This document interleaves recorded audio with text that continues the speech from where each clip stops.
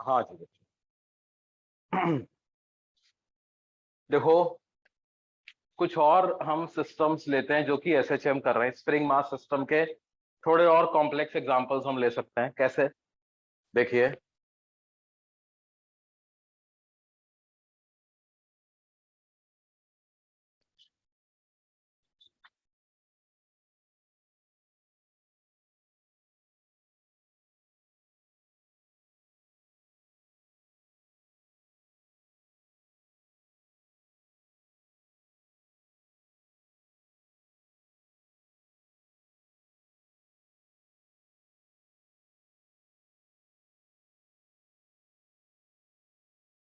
तीन identical springs हैं, ठीक है।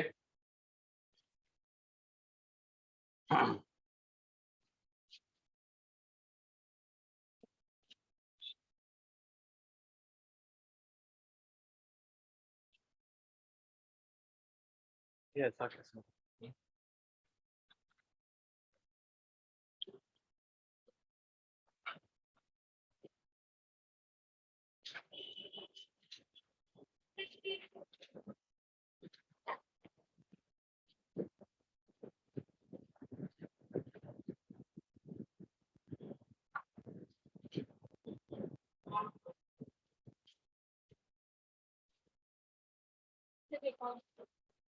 क्या बोल रहे हैं बेटा? रिकॉर्डिंग ऑन करके।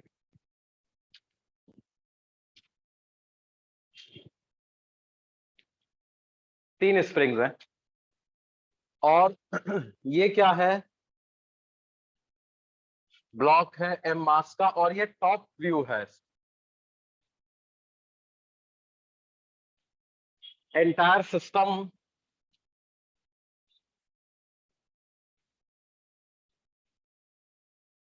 lies at rest on a smooth horizontal surface.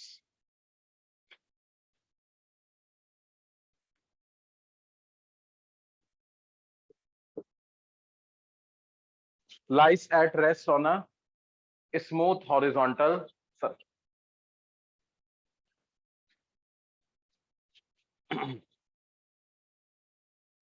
All the springs have a spring constant equal to K.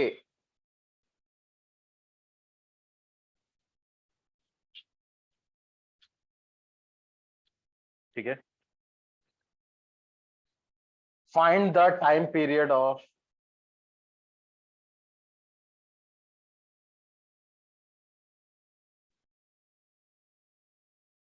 small oscillations of the block.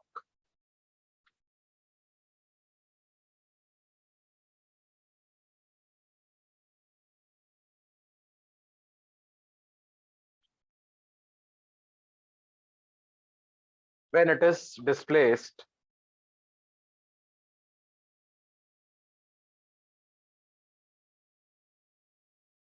slightly along one of the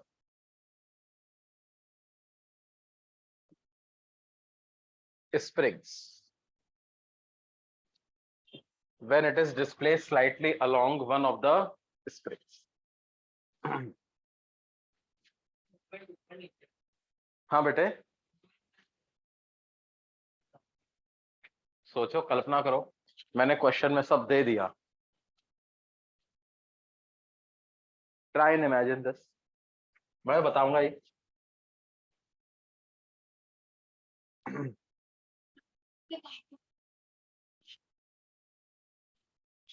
भाई अल्टीमेटली हमें net force निकालना होता है और वो net force किसके terms में लिखना होता है? In terms of displacement of the block from mean position, है ना। अभी तो हमें दिया हुआ है कि लाइज एट रेस्ट मतलब सारी स्प्रिंग्स अपनी नेचुरल लेंथ में होंगी, ब्लॉक भी अपने मीन पोजीशन पे होगा, है ना। अब इससे आगे चलना कि भाई अगर इसको हमने एक्स डिस्प्लेस कर दिया तो कितना फोर्स लगेगा, ये बातें सोच करो, ट्राई करो एक बार। इसमें लिखा हुआ है ना, क्या लिखा हुआ है? वन ऑफ द स्प्रिंग, जो स्प्रिंग तुम्हें सबसे कन्वीनियंट लग रहा है इनके अनुसार, तो क्या है, किसी भी स्प्रिंग के अलोंग डिस्प्लेस कर दो, टाइम पीरियड सेम ही आने वाला।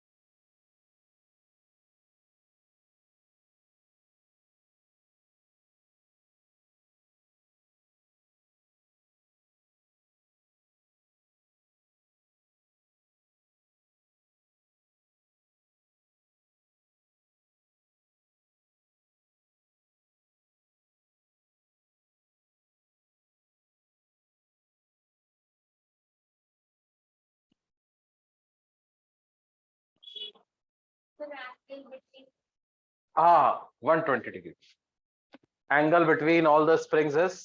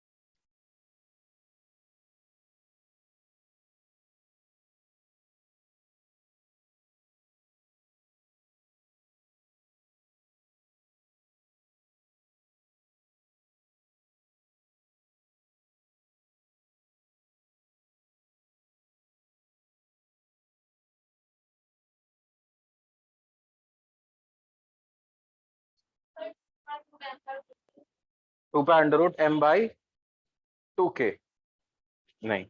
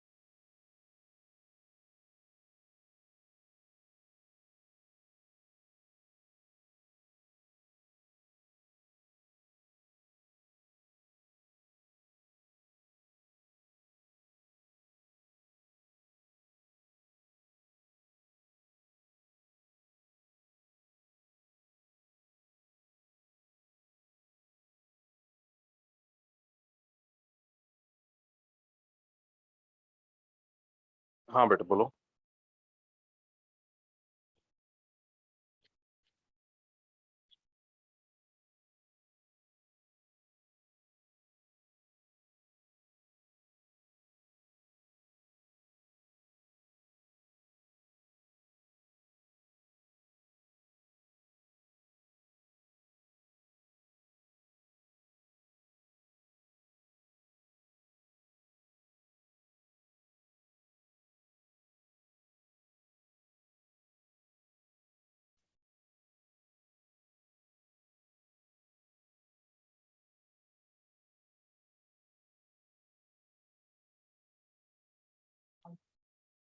Sir time period 2 pi under root m by k ही है। नहीं,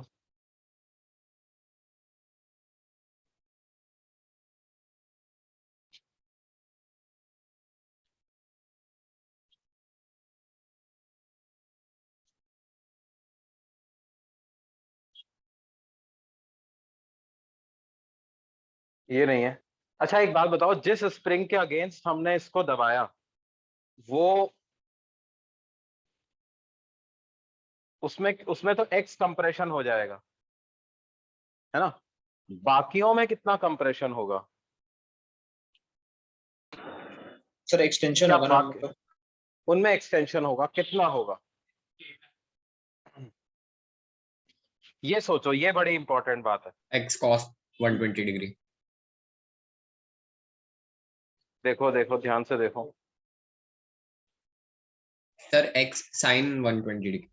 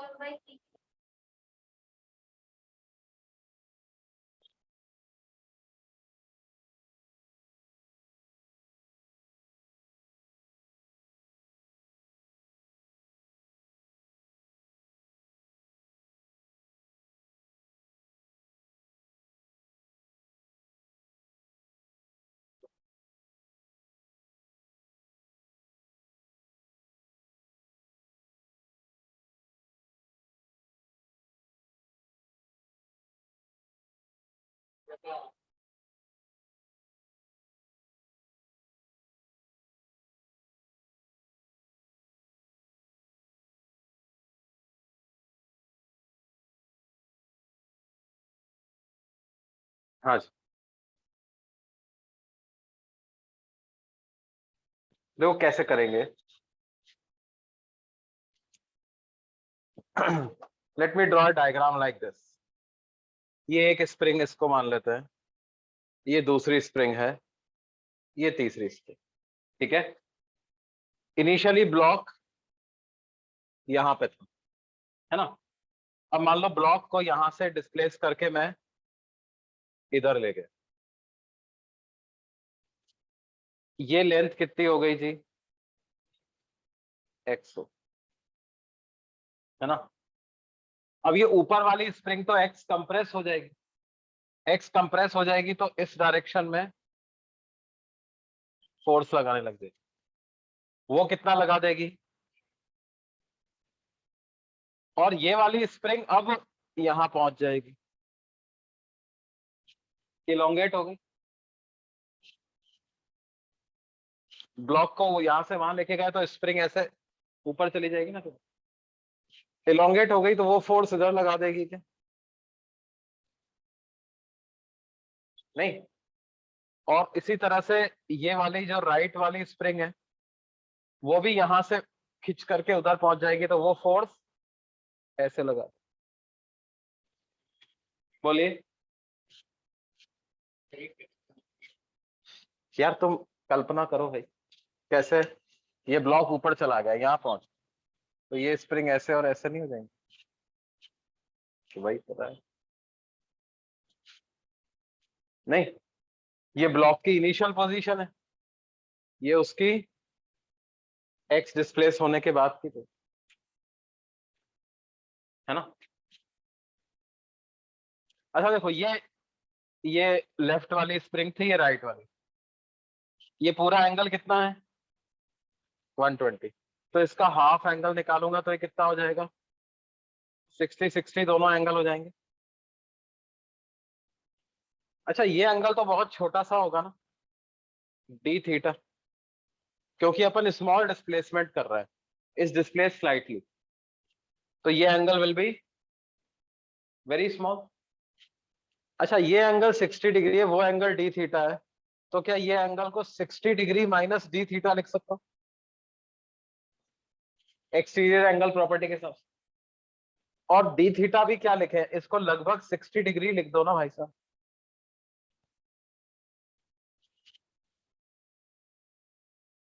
अप्रोक्सीमेटली 60 डिग्री आ जाएगी। बोलिए।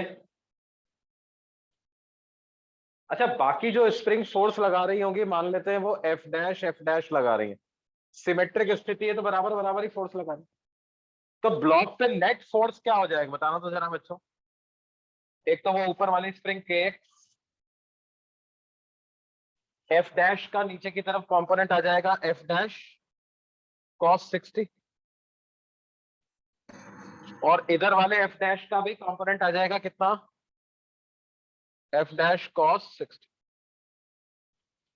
तो क्या ये के एक्स प्लस एफ डैश ऐसा आ जाएगा, कॉस 60 की वैल्यू 1/2 होती है ना, तो F dash by 2 plus F dash by 2 add होकर के कितना हो जाएगा, एफ डैश। अब ये एफ डैश लिखना है, एफ डैश क्या है, इनमें से एक स्प्रिंग में टेंशन,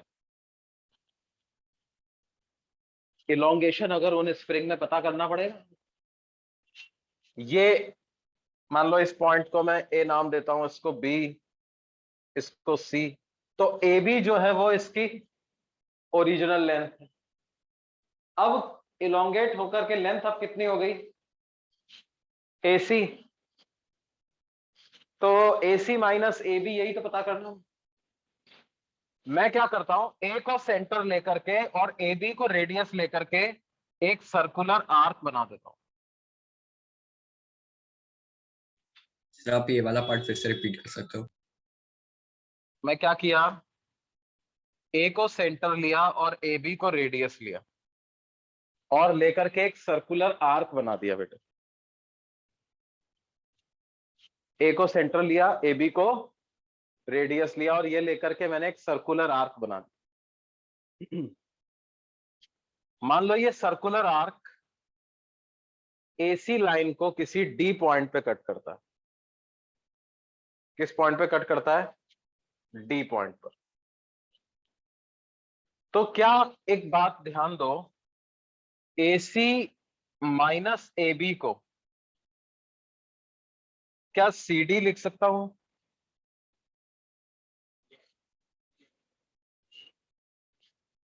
AC में से क्या सब्ट्रैक्ट करना है, AB। क्या यही इलोंगेशन होगा क्या,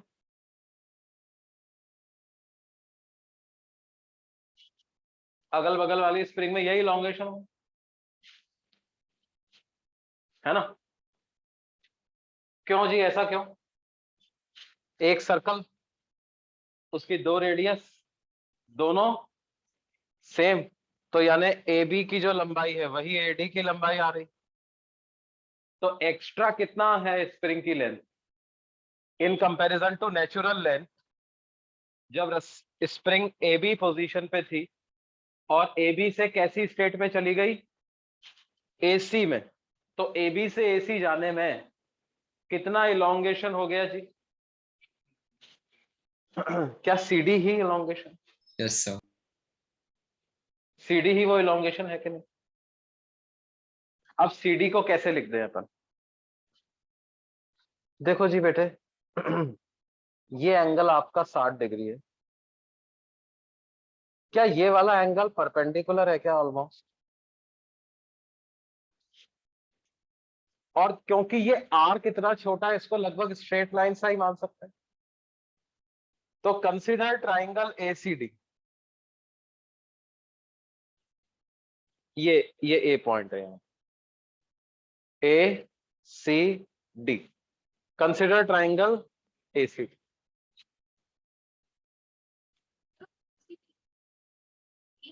अच्छा सॉरी, वो पॉइंट क्या है,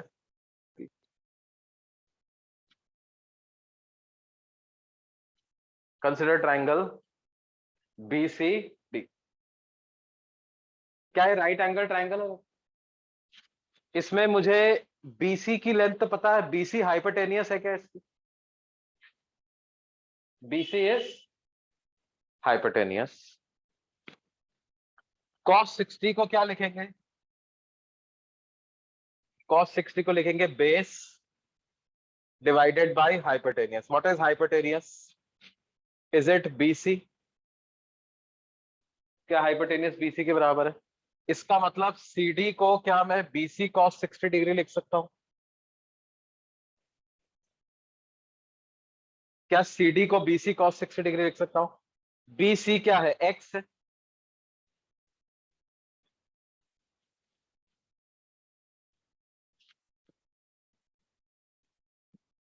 F डैश क्या था इस वाले स्प्रिंग में? टेंशन या स्प्रिंग फोर्स। उसको क्या आ जाएगा? क्या KX/2 आ जाएगा? K into elongation. What is elongation? कितना आ गया जी?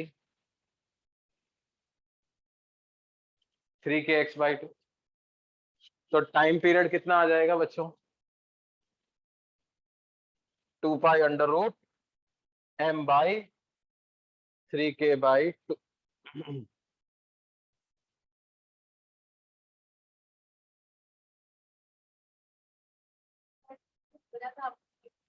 अच्छा ऐसा क्या?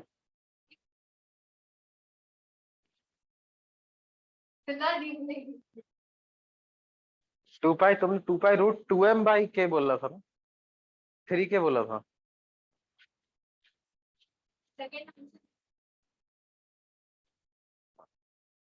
देखो सही है, ये है ना?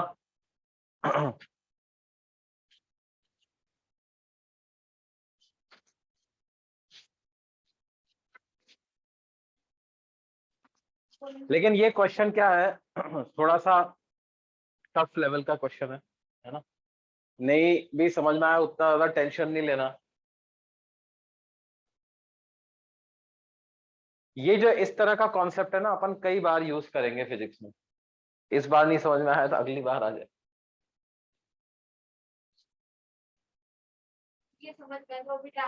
ये क्या, ये एक यूनिक ही मेथड है। ये एक कैसा है, this is something which is very difficult to strike in first time. मतलब एग्जाम में पहली बार ऐसा सवाल आ जाए तो नहीं होगा, हाँ है सर। ना? बहुत मुश्किल से होगा। बट अब आगे अगर ऐसे सवाल आए, और जैसे जैसे ऐसे मान लो तुमने एक सवाल किया है, 2 कर लिए, 3 कर लिए, तो फिर ऑब्वियसली बात है चौथे के होने की प्रोबेबिलिटी बढ़ जाती है। नहीं,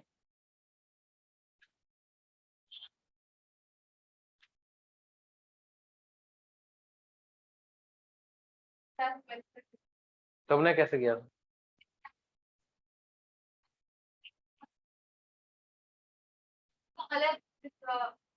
तो मैंने एक्स कंपोनेंट्स निकाले और देन वही फिर KX/2 इधर फोर्स लग रहा है, जिसका मैंने कंपोनेंट निकाल के इधर डाल दिया। तो वही मैंने इतना मतलब डीप जाके ये नहीं किया। नहीं, लेकिन अल्टीमेटली कंसेप्ट वही यूज किया जो तुमने यूज किया। क्या है भाई? देखो ये एक्स, इसका कंपोनेंट x cos 60, तो इसमें इलोंगेशन x है, तो इधर वाली स्प्रिंग में इलोंगेशन कितना आ गया? x cos 60। फिर फोर्स उसने लगा दिया kx cos 60, उसका फिर से कंपोनेंट लिख दिया kx cos 60 इंटू cos 60। तो क्या हो गया? kx/4। इधर से भी आ गया kx/4, और पहले से kx लग रहा था, तो kx plus kx/4 plus kx/4। But ये इसका कंपोनेंट लेने से इसमें इलोंगेशन कैसे हो जा रहा है, वो ये explanation. How the component of this x along the spring becomes the elongation in that spring, वो हमने कैसे उसको दिखाया है। अच्छा, यहां पर पता है स्मॉल शब्द का बड़ा सिग्निफिकेंस है, क्योंकि ये सारे अप्रोक्सीमेशन जो हम यूज कर पा रहे हैं वो इसीलिए यूज कर पा रहे हैं because x is small. X बहुत छोटा है तो इसको आपने डी थीटा ले लिया, तभी जाकर के इस एंगल को अप्रोक्सीमेटली 60 डिग्री मान लिया, तभी इस आर्क को मैंने स्ट्रेट लाइन मान लिया, तभी इस एंगल को मैंने 90 डिग्री मान लिया। अदरवाइज ये एसएचएम हो ही नहीं पाता। ऑसिलेशन तो होता, लेकिन नेट फोर्स क्या है, एक्स के डायरेक्टली प्रोपोर्शनल नहीं आ पाता। नहीं, ये करता, ये बराबर ऑसिलेट। इसको ज्यादा भी आप इलोंगेट कर दोगे ना, तो because there is a symmetry, net force तो इधर ही आएगा। लेकिन हो सकता है कुछ ऐसा आ जाए कि x/√L0² प्लस x स्क्वायर। समझ रहे हैं? x की कोई और पावर भी आ सकती थी, इसमें वो नहीं आ रही। तो वो x की जब सिर्फ x की पावर 1 के ही प्रोपोर्शनल आएगा फोर्स, तभी हम ये फॉर्मूला यूज कर पाएंगे ना 2 pi root m by. This is only for SHM। Oscillations तो ये तब भी करेगा, बिल्कुल आराम से स्ट्रेट लाइन में मूव करता रहेगा, but those oscillations will not be termed as SHM। SHM से रिलेटेड फॉर्मूला उनमें हम यूज नहीं कर पाएंगे। सर इसका मोशन अलोंग स्ट्रेट लाइन ही होगा ना, मतलब ऊपर नीचे ऊपर straight line, straight line, straight, बिल्कुल। जिस स्प्रिंग के अलोंग तुमने कंप्रेस किया, उसी स्प्रिंग के पैरेलल, उसी स्प्रिंग के अलोंग ही मूव करता रहेगा, यस सर। है ना। देखो और कैसे SHM होता है, देखना। जब भी नेट फोर्स x के प्रोपोर्शनल आएगा, क्या हो जाएगा SHM। देखो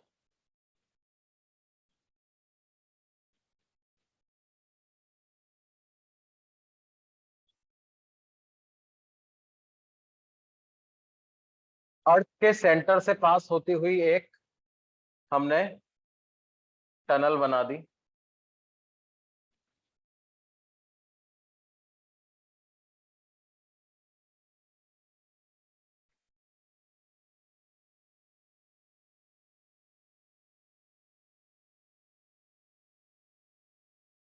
अच्छा। अर्थ के सेंटर से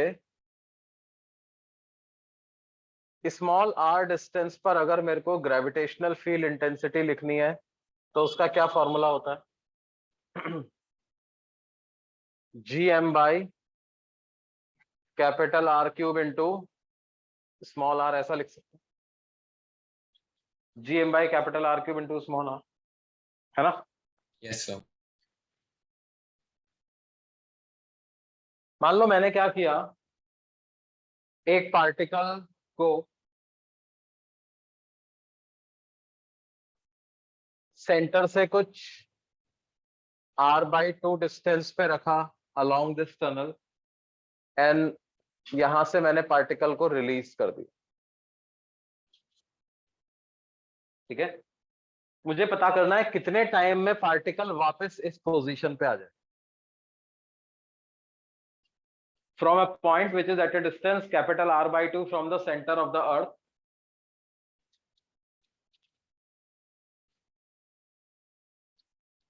तो वो समझ में नहीं आता।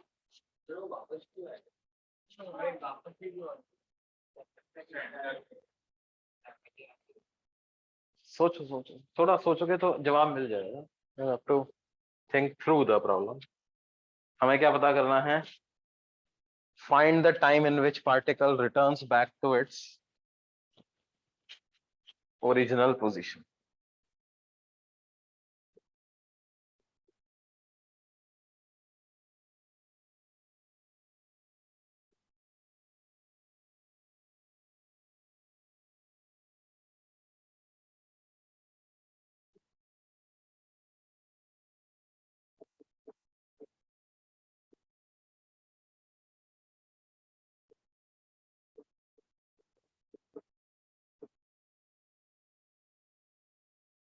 Find the time after which particle returns back to its original position।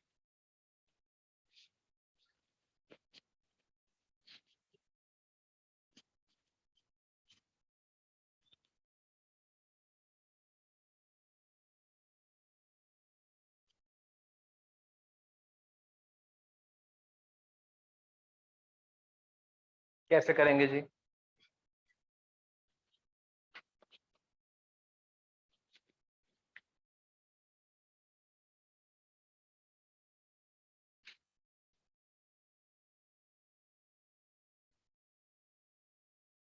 देखो, क्या अर्थ इस पार्टिकल को अट्रैक्ट करेगी? किधर फोर्स लगाएगी पार्टिकल पे? किधर लगाएगी? towards the center of the earth। Towards the centre of the अर्थ, ऐसे। तो इस पार्टिकल की स्पीड बढ़ती जाएगी, बढ़ते बढ़ते बढ़ते बढ़ते यहां पर मैक्सिमम हो जाएगी क्या? फिर जैसे ही सेंटर, अच्छा सेंटर पे आएगा तो नेट फोर्स कितना लग जाएगा पार्टिकल पे? 0। But by this time particle has acquired certain, with this Momentum। velocity particle will move away from the center। And as particle moves away from the center, उस पे force की direction क्या हो जाएगी? towards the center. Toward the centre again. Now will its velocity start decreasing? Yes, sir. और जैसा force right side में लगा है वैसा ही लेफ्ट साइड में भी Left लगेगा. में भी क्या मैं लगेगा. बोल सकता हूँ वापस r/2 डिस्टेंस पे आकर के वेलोसिटी इसकी जीरो हो जाएगी? अब वेलोसिटी जीरो हो गई पर फोर्स तो अभी भी सेंटर की तरफ लग रहा है, तो वापस सेंटर की तरफ जाएगा, फिर एक्सेलरेट करेगा सेंटर तक, फिर वापस क्रॉस कर जाएगा, रिटार्ड करेगा, फिर रेस्ट पे आ जाएगा. क्या ऐसे चलता ही रहेगा क्या? ये हमें कैसी टनल दी गई है? स्मूथ टनल दी गई, मतलब कोई डिसिपेटिव फोर्स वगैरह नहीं लग रहा, तो मतलब एनर्जी उसकी कंजर्व रहेगी. तो बोलिए जी.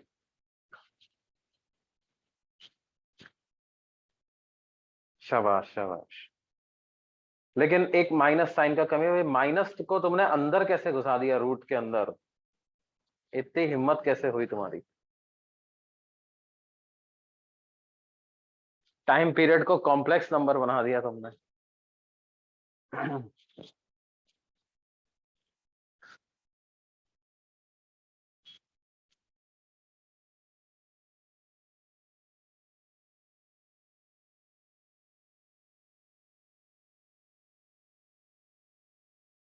देखो सेंटर से मान लेते हैं किसी समय पर पार्टिकल x डिस्टेंस की दूरी पर, तो पार्टिकल पर जो नेट फोर्स लग रहा होगा क्या वो mg के बराबर लग रहा होगा? Mass of the particle multiplied by उस जगह पर इंटेंसिटी ऑफ ग्रेविटेशनल फील्ड. क्या ये g को मैं gm/r³ ऐसा लिख सकता हूं? ये फोर्स का मैग्नीट्यूड भर लिख रहे हैं हम. सिर्फ क्या लिख रहे हैं बच्चों? Just writing the magnitude of this force. क्या वो इतना है? क्या डायरेक्शन उसकी मीन पोजीशन की तरफ है? That we have separately verified. तो माइनस माइनस के चक्कर में हमको नहीं पड़ना है. तो नेट फोर्स का मैग्नीट्यूड क्या आ गया जी? बोलिए. जी capital M small m by r³ into x. क्या x displacement from mean position? क्या सेंटर ऑफ द अर्थ ही मीन पोजीशन होगी यहाँ पे? क्या force displacement from mean position के डायरेक्टली प्रोपोर्शनल आ गया? क्या ये जो क्वांटिटी बची है इसको फोर्स कांस्टेंट बोल सकते हैं जी? फोर्स कांस्टेंट की value G capital M small m by r³ ये आ जाएगी क्या? फोर्स कांस्टेंट की value G capital M small m by r³ आ जाएगी. और इससे क्या टाइम पीरियड निकाल सकते हैं बच्चों? टाइम पीरियड कितना आ जाएगा? 2 pi under root small m by k की वैल्यू सब्स्टिट्यूट कर दो बड़े आसानी से. G capital M small m by r³ small m से स्मॉल m कैंसिल हो गया. टाइम पीरियड की वैल्यू r³ बाई gm ऐसी आ गई कि नहीं आ गई बच्चों?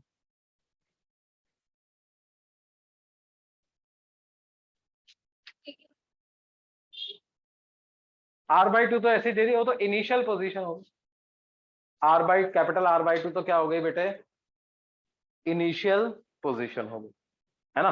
उसका कोई टाइम पीरियड में कोई कंट्रीब्यूशन नहीं, है ना.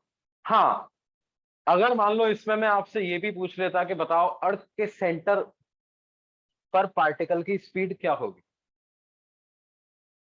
Find the speed of the particle at the centre of the अर्थ. ये भी एक क्वेश्चन पूछा जा सकता.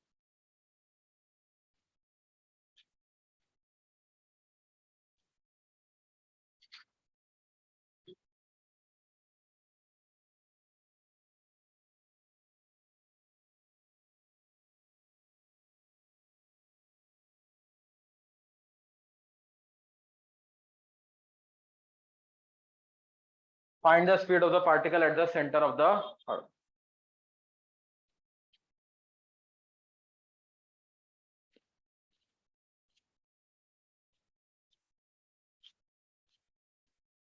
अच्छा देखो, मैं इसका तुम्हें थोड़ा बता दूं. इसके दो मेथड हों.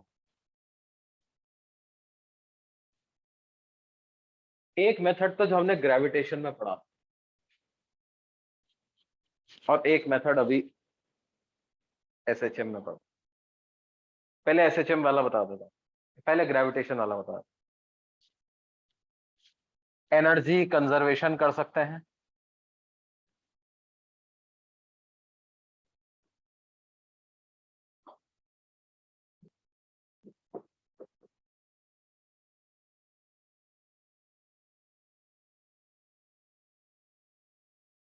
कैपिटल R/2 से सेंटर ऑफ द अर्थ तक एनर्जी कंजर्वेशन कर दें। बोलो, जब कैपिटल R/2 पे था तो काइनेटिक एनर्जी क्या थी? 0। हाफ m0 का स्क्वायर। क्यों जी?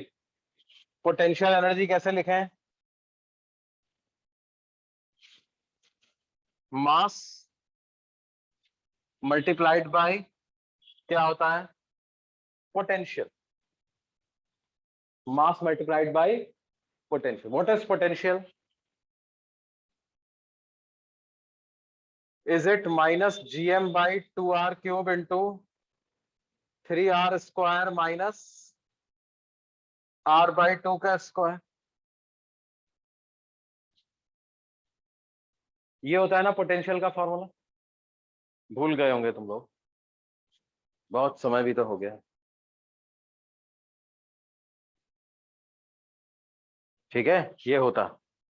घर पे जाके चेक करना कहीं मैंने गलत तो नहीं पढ़ा दिया। ठीक है, हाँ, ऐसे रोज एक बार नोट्स देखा करो, सबने सही तो पढ़ाया है। सारे सवाल खुद से करके देखो एक बार। ठीक है, बुक से चेक कर लो। उस बहाने से क्या होगा, रिवीजन हो जाएगा, एक बार बुक भी पढ़ लोगे। ठीक है, ये पोटेंशियल लिख दिया। मास इनटू पोटेंशियल कर दिया तो क्या आ गया? Initial potential energy.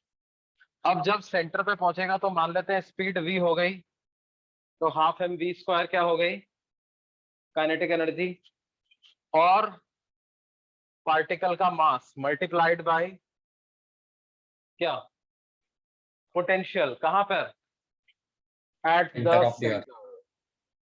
Centre of the अर्थ के लिए क्या लिख देंगे? Minus gm by 2r cube into 3r square minus 0 का स्क्वायर। नहीं, यहाँ पे सेंटर से r/2 डिस्टेंस पे था तो r/2 का स्क्वायर। सेंटर पे ही आ गया तो सेंटर टू डिस्टेंस क्या होगी? 0, तो 0 का स्क्वायर। अब ये तो खैर 0 हो ही गया, इसका क्या लेना? ये m m m कैंसिल हो जाएगा। क्या आ जाएगा? Minus gm by 2r cube multiplied by 3r square minus r square by 4। तो क्या ये 11r स्क्वायर बाई 4 आ जाएगा? और ये बराबर आ जाएगा v स्क्वायर बाई 2। और क्या ये -3gm बाई 2r के बराबर आ जाएगा? बोलिए जी। r स्क्वायर से r स्क्वायर कैंसिल, तो यहां भी एक r डिनोमिनेटर में बच जाएगा। ये 2 2 2 एक कैंसिल कर देते हैं तो क्या आ जाएगा? 3gm बाई r LHS में चला गया। 3gm by r minus 11gm by 4r equal to v square, ऐसा आ जाएगा। इधर से हम क्या 4r एलसीएम ले सकते हैं क्या?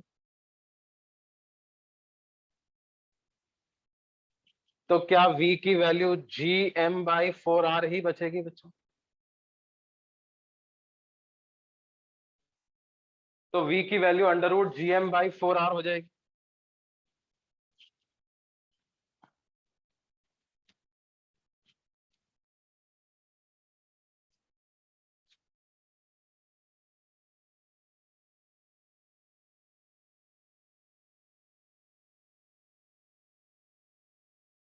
v की वैल्यू क्या हो जाएगी?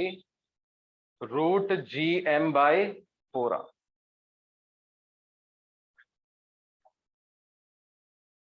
वेलोसिटी का फॉर्मूला बिल्कुल सही। बिल्कुल सही। देखो ये हमने मेथड तब फॉलो किया था, हमें पता नहीं था एसएचएम क्या होता है ना। अब हमें एसएचएम पता, क्या ये हम प्रूव कर चुके हैं कि पार्टिकल एसएचएम ही करेगा जी? Yes sir. पार्टिकल क्या करेगा? एसएचएम करेगा। और कितने एम्पलीट्यूड का करेगा? Amplitude is R/2। Capital R/2। अच्छा, सेंटर पे जो वेलोसिटी है, क्या वो मेन पोजीशन वाली वेलोसिटी है? Yes sir. क्या उसको ओमेगा ए ऐसा लिख पाएंगे? उसको क्या लिख पाएंगे जी? ओमेगा ए।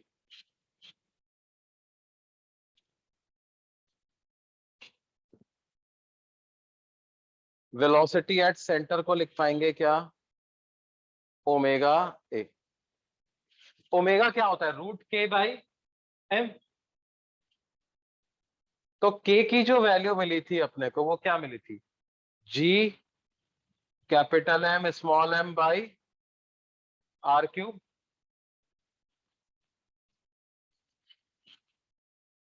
हाँ, k में था।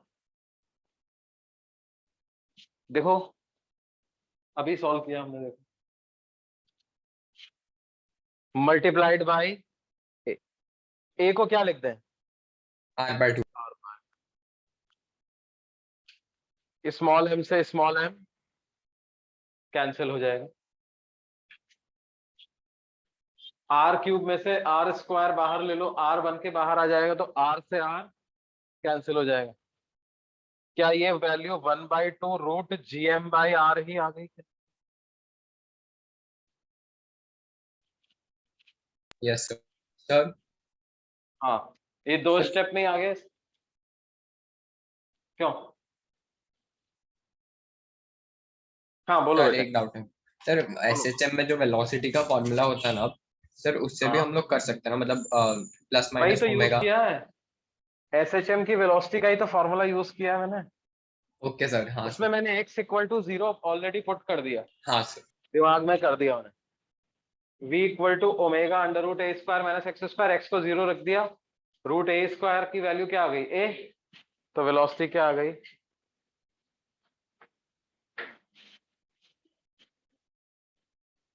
सेंटर ही तो मेन पोजीशन है ना, सेंटर ही क्या है?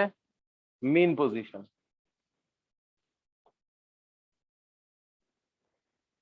तो x की वैल्यू तो 0 रखनी है, मुझे सेंटर पे ही तो वेलोसिटी पता लगाना।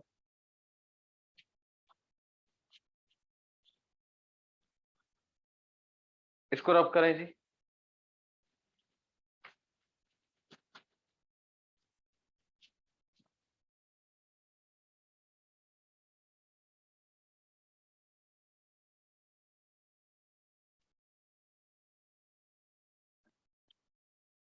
और देखो फिर क्या है, फ्लूइड मैकेनिक्स को एसएचएम के साथ मिला के सवाल बना सकते हैं।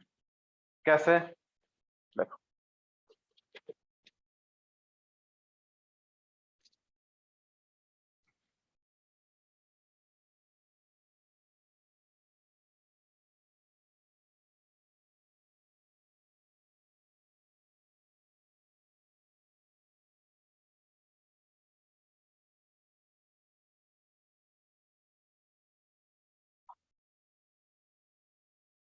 Cubicle block of side length L।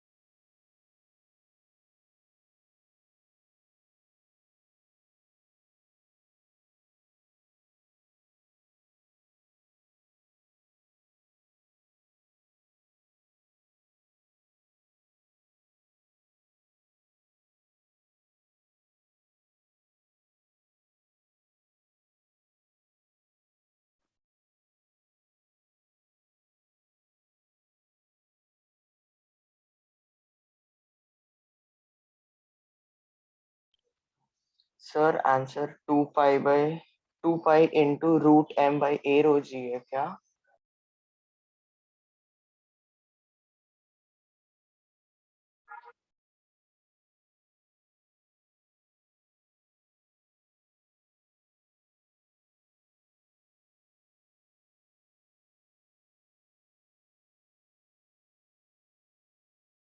क्या होगा जी?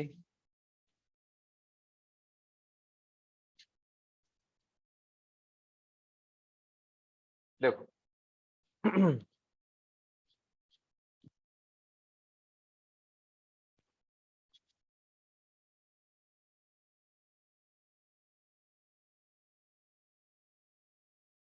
देखो इस ब्लॉक को जब अपन स्लाइटली नीचे डिस्प्लेस करेंगे, देखो अभी क्या है, अभी currently when it is in equilibrium,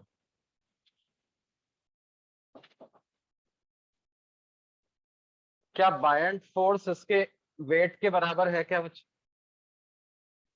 है ना? बायंट फोर्स को क्या लिखेंगे? Density of water into volume of immerse part into जी।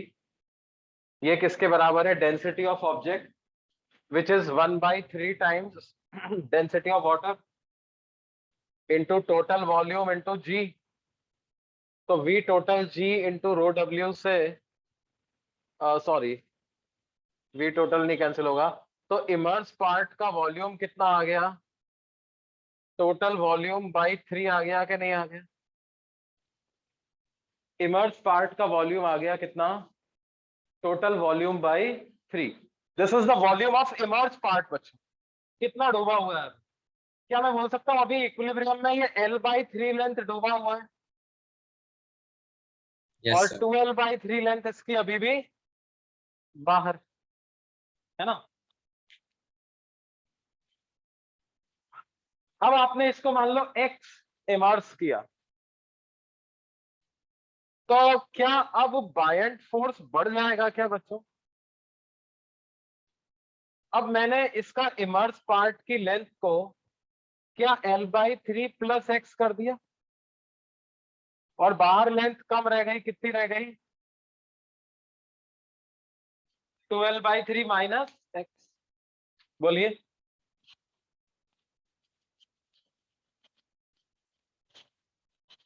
अब इस ब्लॉक पे नेट फोर्स लिखते हैं। नेट फोर्स को mg माइनस बायंट फोर्स ऐसा लिख दो। mg क्या है? देखो मैंने क्या किया, इसको डिस्प्लेसमेंट नीचे किया था ना, तो नीचे की डायरेक्शन को पॉजिटिव ले लिया, डिस्प्लेसमेंट की डायरेक्शन को पॉजिटिव ले लिया। mg minus buoyant force. Mass को कैसे लिख देंगे? Density of water by 3 into total volume L³ multiplied by जी।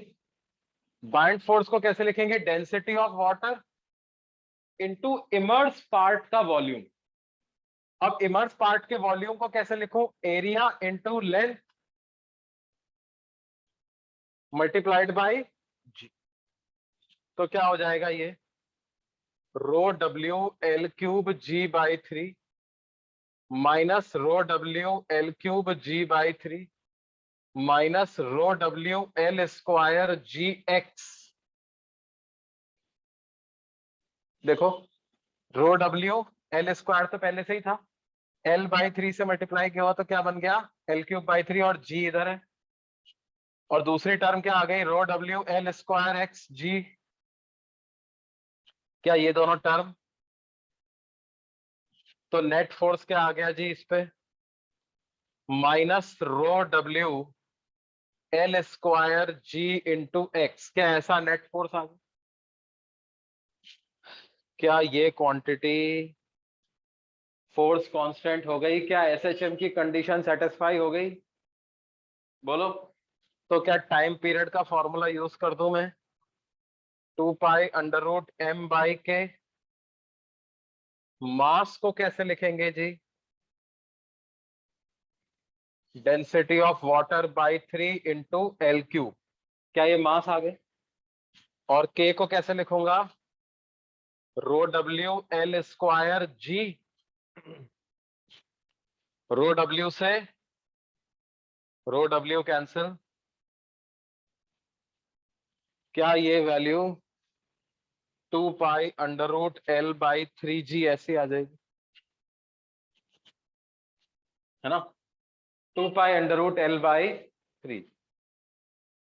क्यों बच्चों? तो मैं इसको सोचने का वैसे पता है एक छोटा तरीका है, आप ऐसे सोच जल्दी कैसे, इक्विलिब्रियम में है ठीक है, अच्छी बात। हम जब इसको x डिस्प्लेस करेंगे तो बाइंड फोर्स बढ़ जाएगा, तो नेट फोर्स ऊपर लगने लग जाएगा। नेट फोर्स कितना होगा? जो एक्स्ट्रा बाइंड फोर्स है क्या वही नेट फोर्स होगा? Net force is equal to what? The extra buoyant force. और वो कैसा आ जाएगा? डेंसिटी ऑफ वाटर इनटू जो एक्स्ट्रा वॉल्यूम मैंने इसके अंदर डुबोया, एल स्क्वायर एक्स तो लेंथ है, एल स्क्वायर से मल्टीप्लाई कर दिया तो क्या आ गया? वॉल्यूम इनटू जी,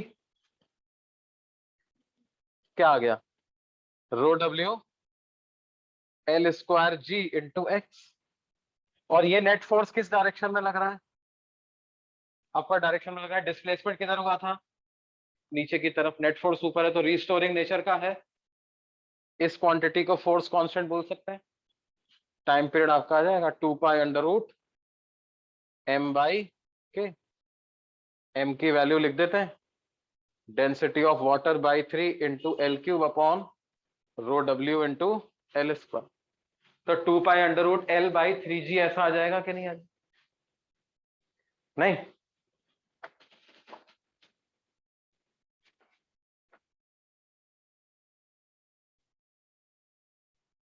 सर हाँ बोलिए बेटे। सर ये वाला मेथड नहीं समझा, मतलब आप एक बार फिर से बता सकते हो क्या? हाँ भाई देखो, इस मेथड में हमने क्या किया है, मैंने देखो अल्टीमेटली मेरे को मेन पोजीशन से x डिस्प्लेसमेंट करके नेट फोर्स की वैल्यू तो लिखनी होती है उस पोजीशन, यस है सर। ना? अब ये नेट फोर्स कैसे आया? कैसे आया जी? देखो इस पे mg लग रहा है, बैंड फोर्स लग रहा है। पहले mg और बैंड फोर्स इक्विलिब्रियम में थे। अच्छा Yes, इसको sir. मैं किधर भी डिस्प्लेस करूं mg तो चेंज होने वाला नहीं है। बैंड फोर्स अगर नीचे डिस्प्लेस कर रहे हैं तो बैंड फोर्स बढ़ जाएगा। तो क्या मैं बोल सकता हूं कि जितना पहले बैंड फोर्स लग रहा था अब उससे ज्यादा लगने लग, है ना?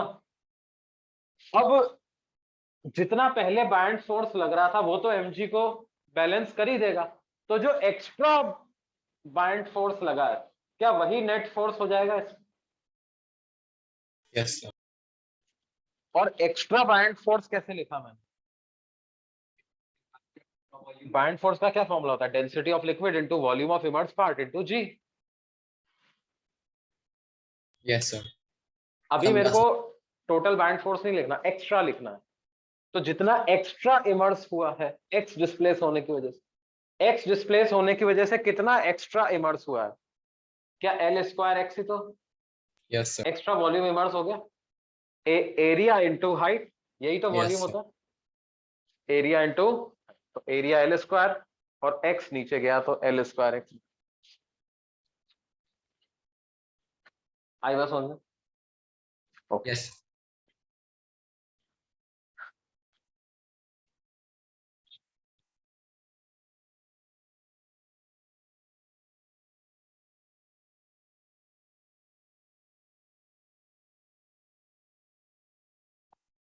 अगली जो कैलकुलेशन एसएचएम के रिगार्डिंग हमको देखनी होती है वो क्या होती है? एक जगह से दूसरी जगह जाने के टाइम की कैलकुलेशन, है ना?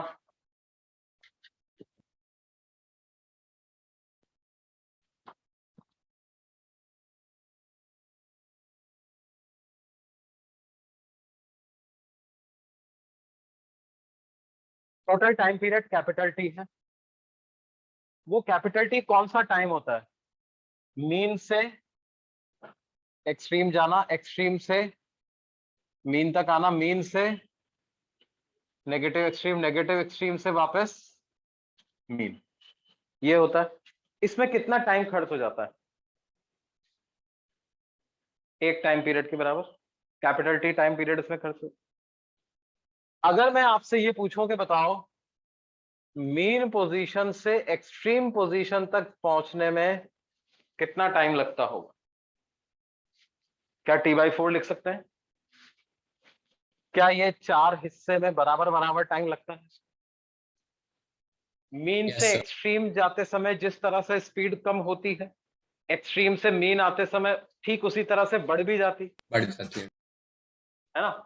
तो जो एवरेज स्पीड मीन से एक्सट्रीम के बीच की रहेगी वही एक्सट्रीम से वापस मीन की भी रहेगी, वही मीन से नेगेटिव एक्सट्रीम की रहेगी, वही नेगेटिव एक्सट्रीम से वापस मीन की भी रहेगी। तो क्या मैं बता सकता हूं कि ये जो 4 हिस्से में अपन ने किए हैं, इन सब हिस्सों में ऐसा नहीं है कि स्पीड कांस्टेंट है, स्पीड बदल रही है। कम हुई, कम होते होते जीरो, जीरो होके वापस बढ़ गई, फिर वापस जीरो, फिर जीरो से वापस बढ़ गई, लगातार घट बढ़ रही है। लेकिन उसमें सिमिलैरिटी, क्या बराबर बराबर टाइम लगेगा ऐसा बोल सकते हैं जी?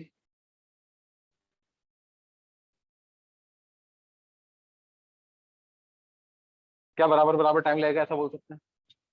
क्या मीन से एक्सट्रीम का टाइम को कैपिटल T/4 बोल सकता हूं? मीन से एक्सट्रीम जाने का जो मिनिमम टाइम होगा वो कितना होगा? कैपिटल T/, पक्की बात? अब अगर मान लो मैं पूछता हूं कि मीन से A/2 जाने का टाइम क्या होगा जी?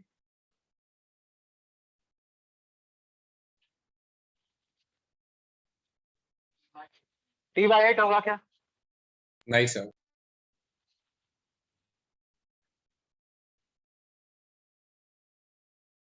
नहीं होगा, T/8 नहीं होगा। देखो क्यों? क्योंकि मीन से जब एक्सट्रीम तक जा रहा है तो ये लगातार स्लो डाउन होता जा रहा है।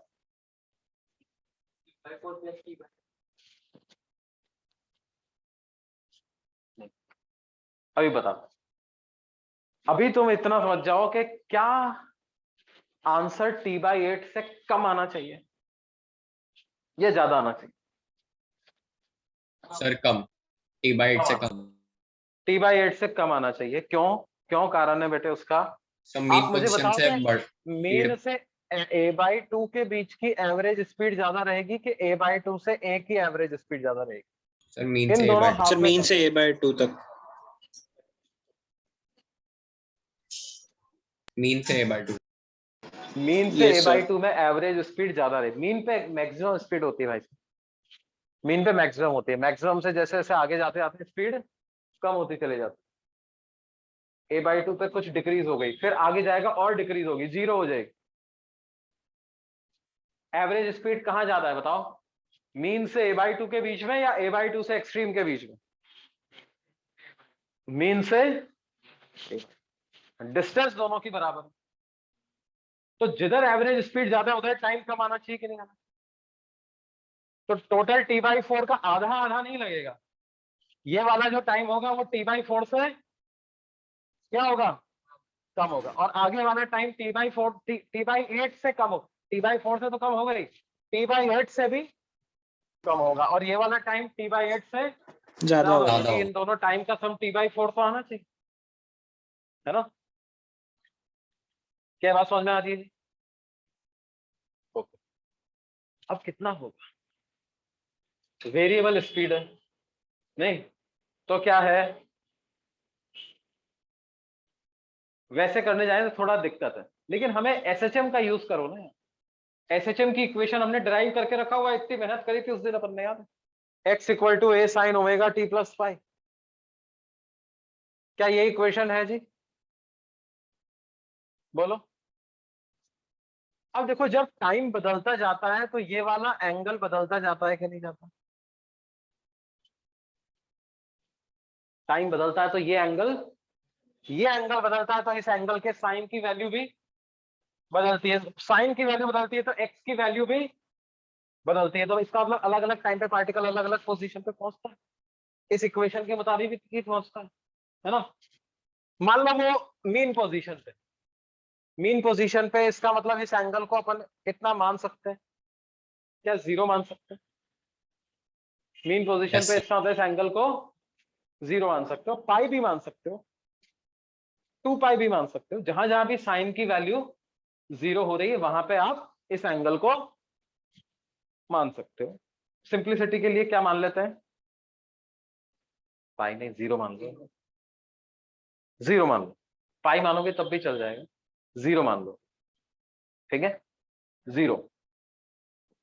अच्छा ये एंगल अगर बढ़ते बढ़ते π/2 हो जाए, ये पूरा एंगल बढ़ते बढ़ते कितना हो जाए, π/2, तो साइन की वैल्यू क्या हो जाएगी 1, 1 तो x की वैल्यू क्या हो जाएगी A. A. a। हमें a तक नहीं पहुंचाना, हमें कहां तक पहुंचाना है a/, तो ये एंगल को कितना रखना पड़ेगा, सर x को 60 A/2 डिग्री। सब्स्टिट्यूट कर। नहीं यार Sir, 30 30. डिग्री, सीधे सीधे बोलो ना यार, x की वैल्यू a/2 कैसे आएगी, जब ये साइन 1/2 हो जाए, हाँ और सर. Yes, sine sir. की वैल्यू 1/2 कब होती है, जब एंगल कितना हो जाए 30 डिग्री 30 डिग्री, मतलब रेडियन में कितना बोलेंगे उसको, π/6. 5/6. है ना। तो देखो जब पार्टिकल मीन पोजीशन पे था तो ये ओमेगा टी प्लस 5 की वैल्यू कितनी थी 0, है ना। इसको तुम कुछ इनिशियल टाइम मान लो, ओमेगा टी इनिशियल प्लस 5 की वैल्यू क्या थी 0। जब a/2 पे पहुंचेगा तो ये ओमेगा टी फाइनल प्लस 5 की वैल्यू क्या हो जाएगी जी, π/6 हो जाएगी। बोलिए, मतलब मीन पोजीशन के लिए फेज की वैल्यू कितनी चाहिए मुझे 0, और a/2 के लिए फेज की वैल्यू क्या चाहिए π/6। ये दो इक्वेशन है, इन दो इक्वेशन को आपस में सब्ट्रैक्ट कर दो, 2 में से 1 को सब्ट्रैक्ट कर दो, तो π/6 में से 0 जाएगा तो क्या आ जाएगा, और इसमें से 2 में से 1 जाएगा तो क्या हो जाएगा,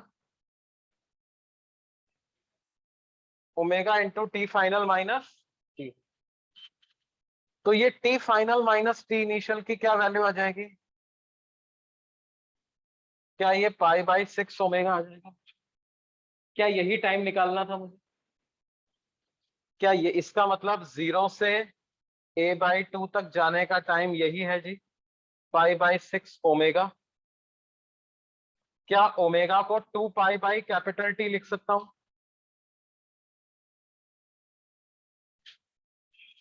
क्या ओमेगा को 2π/T लिख, पाई से पाई कैंसिल हो गया, ये वैल्यू कितनी आ गई बच्चों, t/12 आ गई। क्या ये वैल्यू t/12 आ गई जी, t/8 से कम आ रहा है कि नहीं आ रहा बच्चों, Yes, sir. t/8 से कम आ रहा है, अच्छा खासा कम, है ना। सर एक डाउट है बोलो बेटा। सर, SHM में जो वेलोसिटी का हमारे पास फॉर्मूला होता है ना सर, उससे हम लोग मतलब सर उससे वेलोसिटी निकाल सकते हैं और फिर speed is equal to distance upon time वाले रिलेशन से कर सकते speed equal to distance upon time तो कांस्टेंट स्पीड के लिए होता है, हैं। ओके नहीं सर। स्पीड तो वेरी करती जा रही है ना, यस तो या तो इंटीग्रेशन से करो, लेकिन इंटीग्रेशन से करोगे तो फिर क्या है, काफी बड़ा नहीं पड़ेगा तुमको, हाँ सर, बड़ा पड़ेगा, और इंटीग्रेशन करोगे तो वापस से वेलोसिटी को इंटीग्रेट करोगे तो ये पोजीशन ही तो यही मिल आ जाएगा। जाएगा। Yes sir.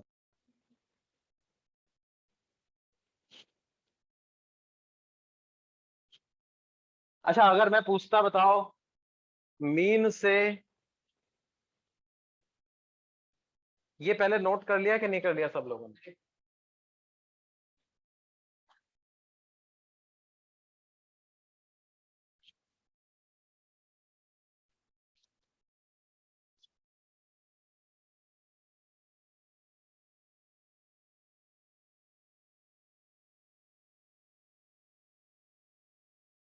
किसी एक पोजीशन से दूसरे पोजीशन तक जाने का जो टाइम है क्या वो मैं ऐसे निकाल सकता हूं, करस्पॉन्डिंग चेंज इन फेज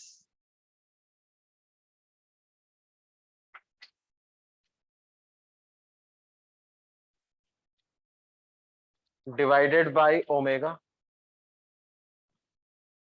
क्या corresponding change in phase divided by omega ऐसे करके कैलकुलेट कर सकते हैं? एक पोजीशन से दूसरे पोजीशन तक जाने का टाइम क्या हो जाएगा? Corresponding change in phase divided by omega. Phase मतलब ये वाला एंगल, ये पूरा को क्या बोलते हैं? फेज। और फाई को बोलते हैं इनिशियल फेज। इस पूरे को तो बोलते हैं फेज, और फाई को क्या बोलते हैं? इनिशियल। जैसे मैं कहूं मीन से a/√2 तक जाना है जी,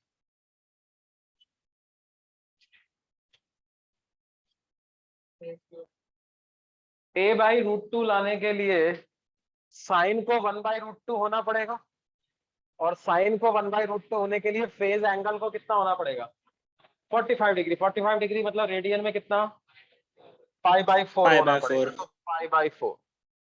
और मेन पोजीशन पे है तो 0। चेंज इन फेज कितना हो गया? π/4 माइनस डिवाइडेड बाय क्या करते हैं? ओमेगा। तो क्या आंसर आ गया? π/4 ओमेगा। ओमेगा को क्या लिख देंगे जी? 2π/, तो ये वैल्यू क्या हो जाएगी? t/, देखो a/√2 कितना होता है? 1/√2 इज 0.707,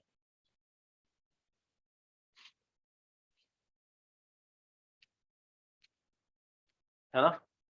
मतलब कि जो मीन से एक्सट्रीम तक जाने में टाइम t/4 लगता है, क्योंकि शुरू में स्पीड ज्यादा होती है, तो इसके आधे टाइम में 0.7 तक पहुंच जाता है ना? 70% डिस्टेंस कवर कर लेता है इन 50% ऑफ दैट, और बाद का 30% कवर करने में भी 50% टाइम लग जाता है। क्यों जी? यही तो मुद्दा है। तो देखो जो सिमेट्री है ना, वो कौन सी जगह पर लग रही है? मीन से एक्सट्रीम, एक्सट्रीम से मीन के बीच में लग जाती है, मीन से नेगेटिव एक्सट्रीम या मीन से पॉजिटिव एक्सट्रीम के बीच में लग जाती है। बाकी जगह पर ऐसे करें, है ना? अच्छा, मुझसे पूछा जाए, बताओ a/√2 से लेकर के और √3 a/2 तक जाने में कितना टाइम लगेगा? करके बताओ जरा। a/2 से लेकर के √3 a/2 तक जाने का टाइम क्या होगा?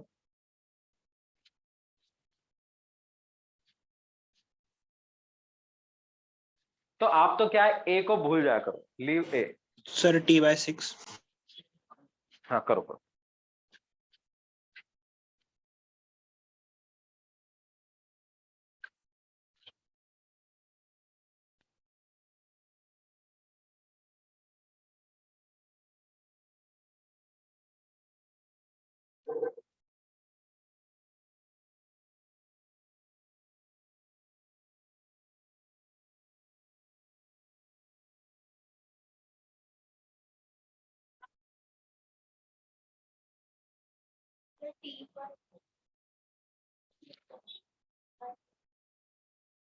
Sir t/24।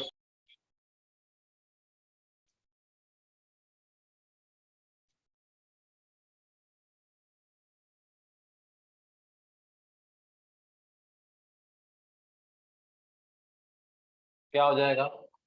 t/24। t/24 आया कि नहीं? √3 a/2 का मतलब कितना हो गया जी? π/3। a/√2 का मतलब डिवाइडेड बाय, तो π/12 ओमेगा हो गया। ओमेगा को क्या लिखना है?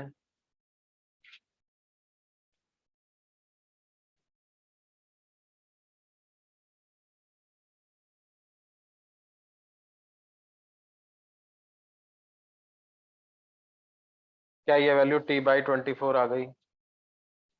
बोलिए। देखो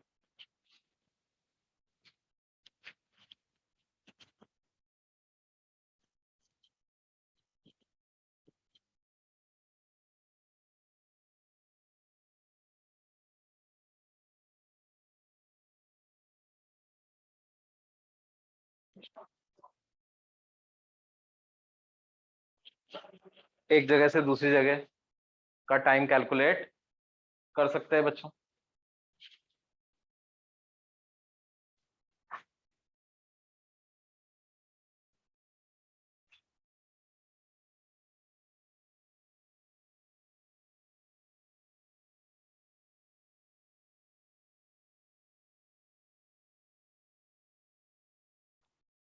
एसएचएम में एनर्जी वेरिएशन की बात करें, है ना। देखो काइनेटिक एनर्जी एसएचएम में हाफ mv स्क्वायर लिख सकते हैं।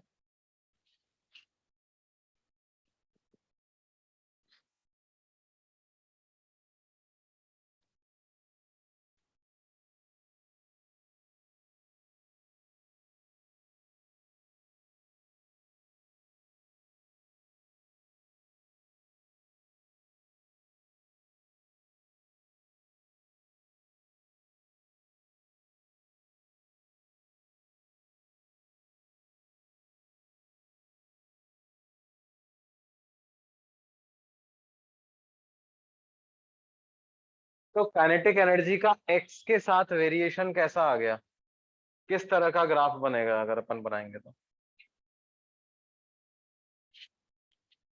ये वाई एक्सिस पर है, ये x x. Kinetic energy versus x का ग्राफ, क्या ये पैराबोला दिख रहा है तुमको, क्या क्वाड्रेटिक इक्वेशन नजर आ रही है। y equal to ax square plus bx plus c type का ही तो नहीं है। और रूट्स क्या है इसके, प्लस है और minus. Mouth opening downwards parabola बने। Will it be a mouth opening downward? Can I draw it like this?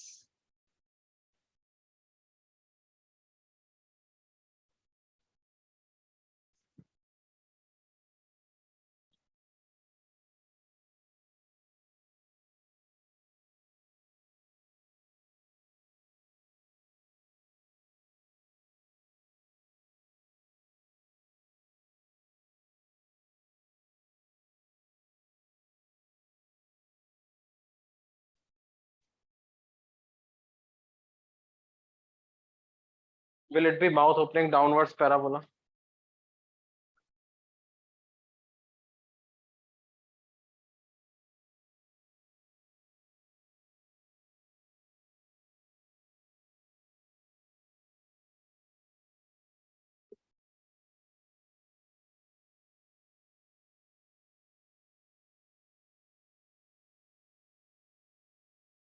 Potential energy versus x का ग्राफ अगर बनाऊं तो कैसे लिखूंगा। क्या पोटेंशियल एनर्जी को हाफ के एक्स स्क्वायर लिख सकता हूं बच्चों एसएचएम। भाई स्प्रिंग फोर्स के जैसा ही तो फोर्स लगता है, तो पोटेंशियल एनर्जी भी उसके जैसी ही होगी। क्यों, कंजर्वेटिव फोर्स पे ही तो पोटेंशियल एनर्जी डिपेंड करती है, negative of work done by conservative force. लेकिन इसमें हमने एक असम्पशन लिया हुआ है, क्या, assuming potential energy at mean position to be क्या, जीरो। मीन पोजीशन पे पोटेंशियल एनर्जी को क्या माना हुआ है हमने, जीरो। अदरवाइज वो जो मीन की अगर कुछ पोटेंशियल एनर्जी है तो वो भी इसमें ऐड हो। तो इसका ग्राफ कैसा बनेगा,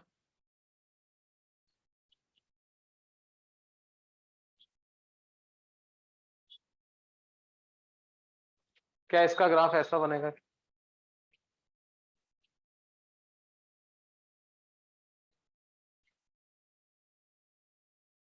एक्सट्रीम पोजीशन पे पोटेंशियल एनर्जी क्या हो जाएगी बच्चों,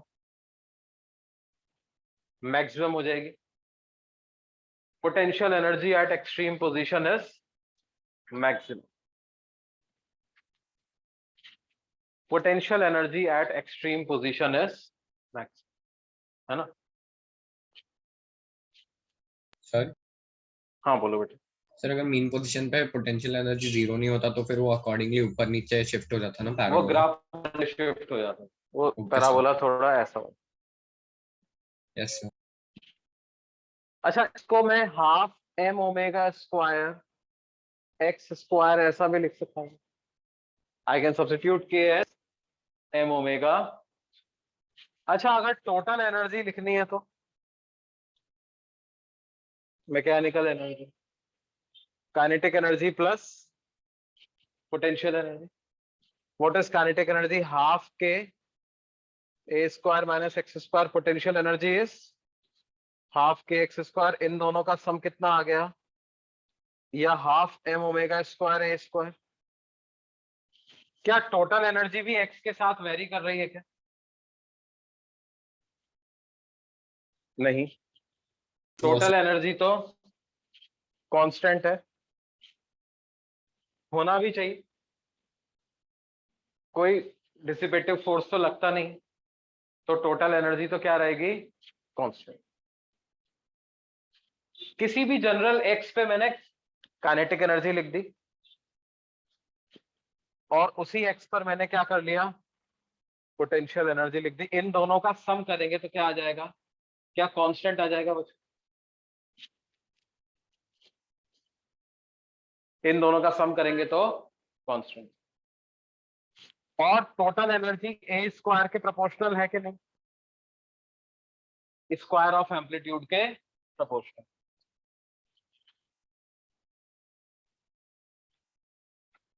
इनका वेरिएशन टाइम के साथ भी देखा जा सकता है। देखो, जब पार्टिकल मीन पोजीशन पे है तो काइनेटिक एनर्जी मैक्सिमम है, पूरी की पूरी एनर्जी काइनेटिक एनर्जी के फॉर्म में है। जब मीन पोजीशन से आगे जा रहा है, स्पीड कम हो रही है, काइनेटिक एनर्जी कम हो रही है। पोटेंशियल एनर्जी, जितना काइनेटिक एनर्जी में कमी आई उतना पोटेंशियल एनर्जी बढ़ गई। एक्सट्रीम पोजीशन तक जाते जाते काइनेटिक एनर्जी पूरी जीरो, पोटेंशियल एनर्जी पूरी मैक्सिमम। फिर वहां से वापस आएगा तो क्या होगा? पोटेंशियल एनर्जी कम होती जाएगी और काइनेटिक एनर्जी अब बढ़ेगी। मीन पे फिर से काइनेटिक एनर्जी के फॉर्म में पूरी एनर्जी आ जाएगी इसके पास, है ना? हाफ एम वी स्क्वायर होता है क्या? Kinetic energy. क्या वेलोसिटी को A omega cos omega T plus 5 लिख सकते हैं बच्चों? क्योंकि मीन पोजीशन से पोजीशन अपन मान लिया A sine omega T plus 5। Velocity का मतलब क्या है बच्चों? dx by dt। तो क्या ये A omega cos omega T plus 5 आ गया? क्या आ गया? A omega cos omega T plus 5। कैसे आया ये? ए तो कांस्टेंट है, साइन का डिफरेंशिएशन कॉस, लेकिन चेन रूल लगाना पड़ा तो इसको भी डिफरेंशिएट करना पड़ा। ओमेगा टी प्लस 5 का डिफरेंशिएशन ओमेगा, तो ओमेगा को अलग से मल्टीप्लाई भी वेलोसिटी की वैल्यू आ।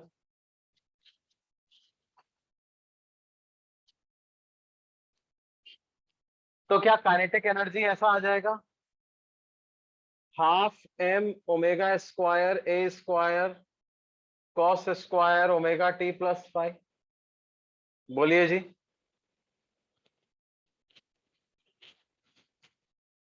है ना?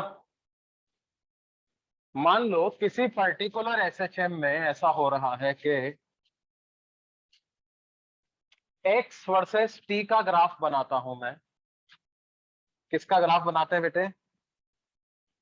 एक्स वर्सेस टी का। मान लो वो ग्राफ ऐसा आता है।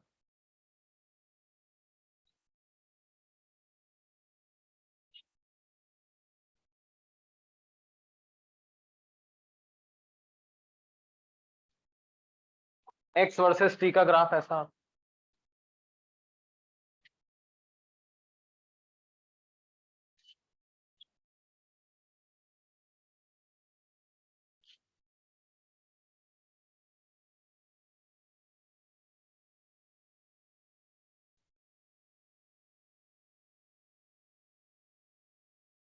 मान लो ऐसे। अच्छा, जब पार्टिकल मीन पोजीशन पे होगा, क्या उसकी काइनेटिक एनर्जी मैक्सिमम होगी क्या बच्चे? बोलो, क्या काइनेटिक एनर्जी मैक्सिमम होगी उसकी जब वो मीन पोजीशन पे होगा? तो यस सर। तो एक बात बताओ कि क्या मैं ऐसा बोल सकता हूं, काइनेटिक एनर्जी का ग्राफ बना रहा हूं मैं ब्लू पेन से, ये मैक्सिमम हो गई यहां तक, और जब एक्सट्रीम पे पहुंचेगा तो काइनेटिक एनर्जी क्या हो जाएगी? 0. 0। तो काइनेटिक एनर्जी उधर से इधर आया तो कितनी हो गई, है ना? फिर जब मीन पे पहुंचेगा तो वापस से मैक्सिमम हो जाएगी क्या?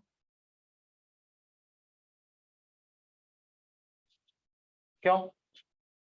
और एक्सट्रीम पे पहुंचेगा तो फिर से क्या हो जाएगी? 0। फिर मीन पे पहुंचेगा तो वापस से मैक्सिमम।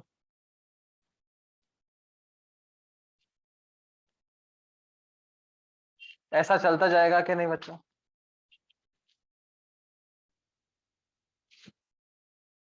क्या काइनेटिक एनर्जी इस तरह से वेरी करेगी? अरे यार, वो एक्स है, ये काइनेटिक एनर्जी है, तो डिफरेंस तो होगा ही नहीं।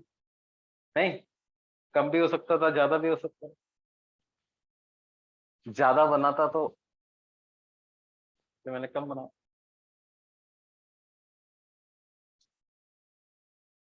सर ये अब आप काइनेटिक ऐसे एनर्जी वाला ग्राफ नहीं समझा। समझेगा, समझेगा, सोचो, थोड़ा दिमाग लगाओ।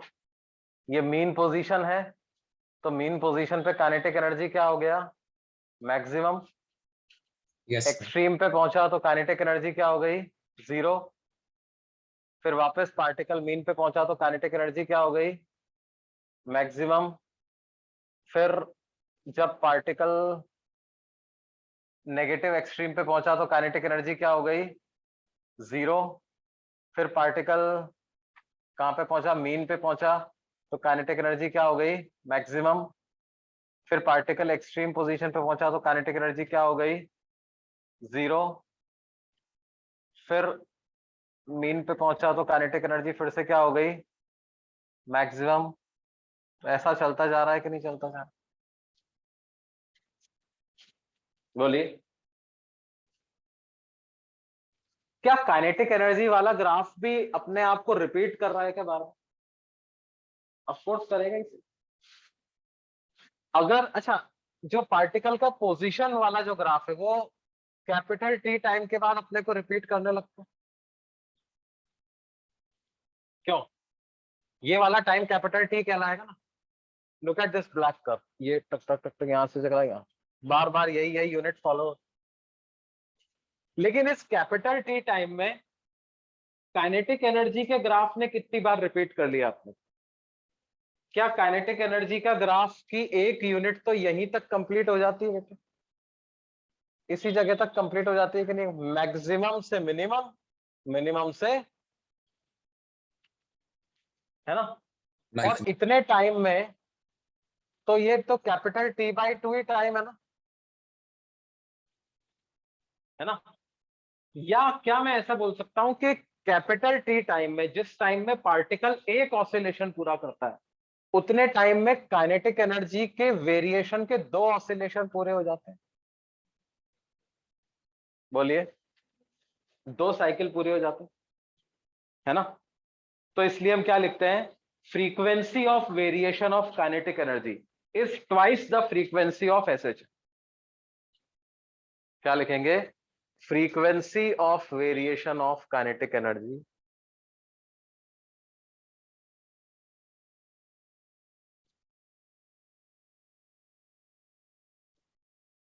Twice the frequency of SH.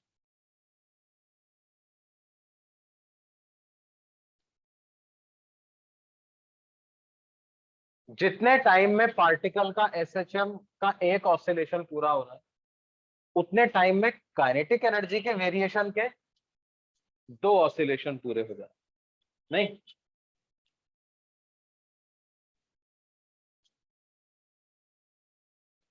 बोलिए बच्चों।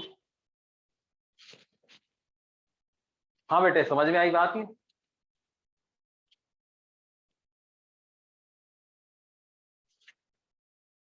क्योंकि स्क्वायर आ रहा है ना, देखो यहाँ पर क्या है, x की वैल्यू को रिपीट होने के लिए मेरे को इंतजार करना पड़ता है कि वापस से पहले x पॉजिटिव पे एक चक्कर काटेगा, फिर नेगेटिव साइड पे एक चक्कर काटेगा, तब मैं कहूंगा कि हाँ अब एक ऑसिलेशन पूरा हुआ। लेकिन काइनेटिक एनर्जी तो क्या है, जीरो है या पॉजिटिव है, कभी नेगेटिव तो होनी नहीं।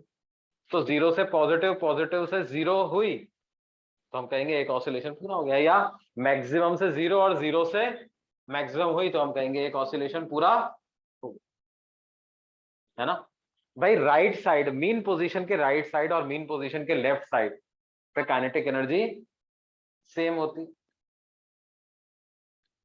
क्या बात समझ में? क्या पोटेंशियल एनर्जी के लिए भी ऐसा ही बोल सकते हैं, है ना? लिख लो, frequency of variation of potential energy is also twice the frequency of variation of SHM. Frequency of variation of potential energy is क्या? Twice the frequency of SHM. बोलिए बच्चों। और टोटल एनर्जी तो कांस्टेंट रहेगी, total energy with respect to time देखो या with respect to position देखो, it will remain constant. Mean position पर kinetic energy maximum, potential energy minimum. Extreme position पर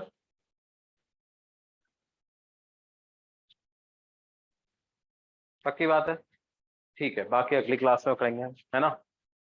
अभी आप एसएचएम की शीट से क्या कर सकते हो, सेक्शन ए बी सी, तीन सेक्शन का, section A B and C, part 1 part.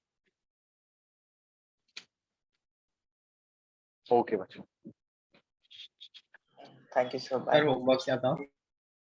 बेटे एसएचएम का जो शीट है उसमें से section A B and C, part 1 part 2। Okay sir, okay, thank you sir.